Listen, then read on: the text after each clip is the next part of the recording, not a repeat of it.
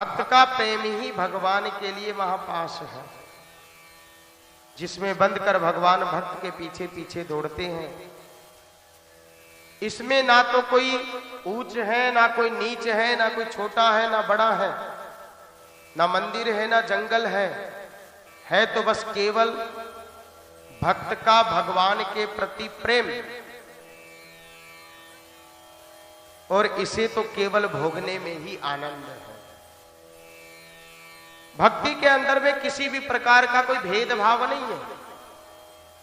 जो जान ही ताहि देहु जनाई, जानत तुम्हें होई जाई।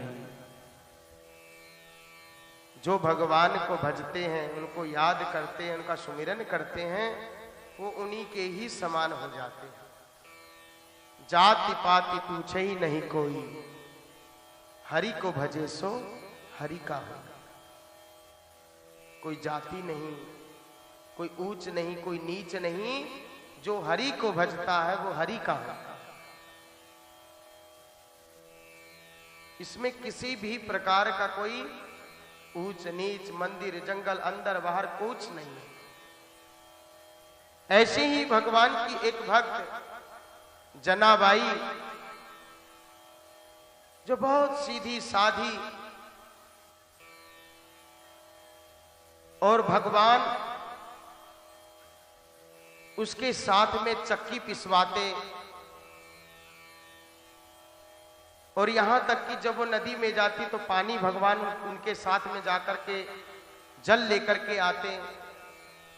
भोजन बनाती तो उनके साथ में भोजन बनवाने में हाथ बंटवाते।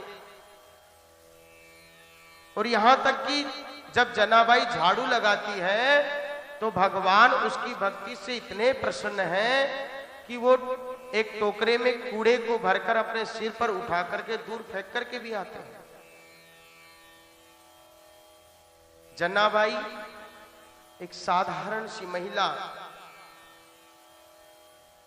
पंढरपुर के ग्राम में वो रहती है। और जनाबाई नामदेव जी की शिष्या, पढ़ी लिखित होती नहीं, पढ़ना लिखना कुछ जानती नहीं थी। तो नामदेव जी ने कहा कि जना, ये नाम मैं तुम्हें दे रहा हूं, बस इसी का केवल जप किया कर। और नामदेव जी ने उसको मंत्र दे दिया, और वो नित्य प्रति विठल विठल विठल विठल विठल विठल विठला पांडुरंग विठला, वो विठल का भजन इतना करती, प्रति क्षण सोते जागते निरंतर। और जब भक्त का भजन जब बढ़ जाता है ना परीक्षित जी, उस समय पर अगर भक्त अगर सो रहा होता है ना तो उसके रोम रोम से भजन चलने लग जाता है। हनुमान जी महाराज जब सोते हैं ना तब भी उनके शरीर से राम राम की ध्वनि निकलती रहती है। जब भक्ति उस चरम सीमा पर पहुंच जाती है तो आप सुसुप्ति अवस्था पर और जागृत अवस्था पर दोनों पर एक ही स्थिति होती है। काम आप दूसरा करते रहोगे लेकिन भजन चलता रहेगा, दूसरी तरफ से सोते रहेंगे भजन चलता रहेगा। नामदेव जी ने उनको मंत्र दिया और जनाबाई ने उस विठल नाम के मंत्र को इतना जपा, इतनी नाम निष्ठा, सोते जागते खाते पीते। और यहां तक कि गोबर के उपले जब बनाती है तो उसमें भी विठल विठल विठल विठल बोलती है।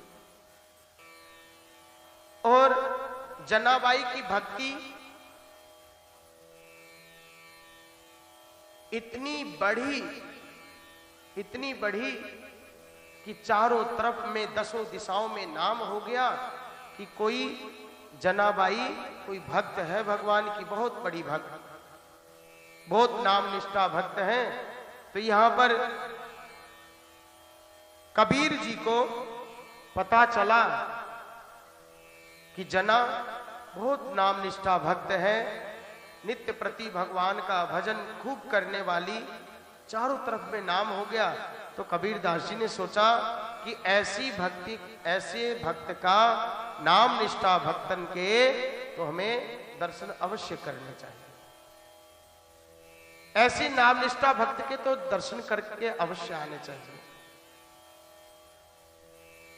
अगर आप भजन नहीं कर पाते हो तो जो भजन करते हैं अगर आप उनका दर्शन कर लोगे, उनको प्रणाम कर दोगे, तो आपको भी उनका आशीर्वाद मिलेगा। कबीरदास जी ने उनके जब भजन के बारे में सुना तो कबीरदास जी पहुंचे पंढरपुर। पूछते पूछते छोटी सी गलियों में जाकर के घास फूस की झोपड़ी बना करके जनाबाई रहती, और वहां पर क्या देखा कि जनाबाई अपने पड़ोसी से लड़ रही थी। अब कोई व्यक्ति किसी का दर्शन करने जाए कि भाई बहुत बड़ा भक्त है, और वहां जाने पर उसको वो लड़ता झगड़ता कर दिखाई दे, तो उसकी तो सारी श्रद्धा पानी पानी हो ही जाएगी। लेकिन जनाबाई झगड़ रही किसके लिए? कोई सोना चांदी के लिए नहीं, एक साधारण से गोबर के उपलों के लिए। अपने पड़ोसी से झगड़ भी किसके लिए रही है? एक साधारण से उपले के लिए। कबीरदास जी ने कहा ना कोई सोना है ना कोई चांदी है, झगड़ भी रही है तो उपलों के लिए। कबीरदास जी ने कहा कि जना क्या बात है, क्यों झगड़ रही हो, और झगड़ा भी कर रही हो तो किसके लिए? इस साधारण से उपले के लिए। ना सोना ना चांदी, कोई बहुमूल्यवान वस्तु के लिए झगड़ा हो तो बात भी समझा जाए, लेकिन झगड़ा भी हो रहा तो किसके लिए? ये साधारण से गोबर के उपलों के लिए। जनाबाई कहने लगी कि तुम कौन हो? अपना परिचय दिया उन्होंने। बोली कि देखो मेरे उपले कोई साधारण उपले नहीं है, मेरे उपले विट्ठल विट्ठल का भजन करते हैं। इन्होंने मेरे उपले अपने उपलों में मिला दिए, इसलिए मैं झगड़ती हूं। अब तो कबीरदास जी ने कहा कि जना रुको, मैं अभी फैसला करता हूं। उन्होंने कुछ उपले उठाए, कान से लगाए, दाएं बाएं फेंके, और एक उपला उनके हाथ में लगा, और उन्होंने जब कान पर लगाया तो उसके अंदर से विट्ठल विट्ठल विट्ठला पांडुरंग विट्ठला, इस प्रकार का जो भजन जब उनको सुनाई दिया, उनके आंखों से कबीरदास के नेत्रों से अश्रुपात होने लगा, और जन्ना को प्रणाम किया कि धन्य है तुम्हारी भक्ता जन्ना, प्राणी मात्र के लिए तुम सभी के लिए प्रेरणा स्रोत हो, धन्य है तुम्हारी भक्ति।